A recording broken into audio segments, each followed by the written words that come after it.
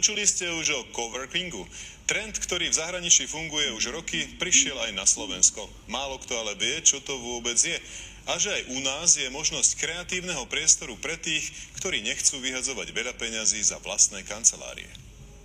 Inšpirácia prišla zo západnej Európy. Nejde o klasické kancelárske priestory, ale o flexibilné miesto, kde môže prísť ktokoľvek, kedykoľvek a na ako dlho chce. Je tu priestor, pre ktorých možno mať tú vlastnú kanceláriu je menej výhodné a pracovať z domu nechcú, lebo doma majú ako najlepšieho kolegu chladničku, posteľ alebo televíziu. Ľudia majú k dispozícii vlastný stôl s počítačom, internet, kuchynku či miestnosť na prijímanie návštev. Všetko, čo v modernom zamestnaní potrebujete. Momentálne sa teda nachádzame v hlavnom priestore, ktorý je rozčlenený, vlastne tuto sú hlavné pracovné stoly a takisto ponúkame zasadaciu miestnosť na stretnutia, na telefonáty a tak ďalej. No a takto to už vyzerá v prvom košickom coworkingovom centre. Každé ráno sa tu schádza partia mladých ľudí z rôznych profesí. Keď však dajú hlavy dokopy, dokážu sa navzájom inšpirovať. Túto formu skutočne považujem ako isté obohatenie. Podporuje do istej miery zase flexibilitu, autonómnosť týchto ľudí, ale umožňuje im práve tú spomínanú socializáciu. Takéto pracovné prostredie využívajú väčšinou programátori,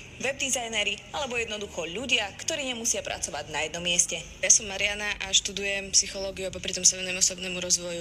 Moje meno je Samuel a zaoberám sa osobnostným rozvojom a inšpirujem mladých ľudí. Moje meno je Brian a pracujem ako programátor. K dispozícii vlastne či už začínajúcim podnikateľom, freelancerom, ktorí pracujú teda sami alebo v menšom tíme. U nás konkrétne majú 10 vstupov v mesiaci je možnosť alebo potom celomesačné členstvo. Manažér Peter vidí najväčšiu výhodu v tom, že spozná zaujímavých ľudí z inej branže. Mohol by som robiť z domu, áno, ale doma si už človek chce prísť oddychnúť a potrebuje také miesto, že áno, toto je moje pracovné miesto, tu si odrobím svoju prácu. Zatiaľ sú takéto coworkingové centrá najmä vo veľkých mestách. Je však veľmi pravdepodobné, že sa trend bude veľmi rýchlo šíriť a časom ich bude iba pribúdať. Dušan Tokarčík a Andrá Lajtmanová, televízia Markíza.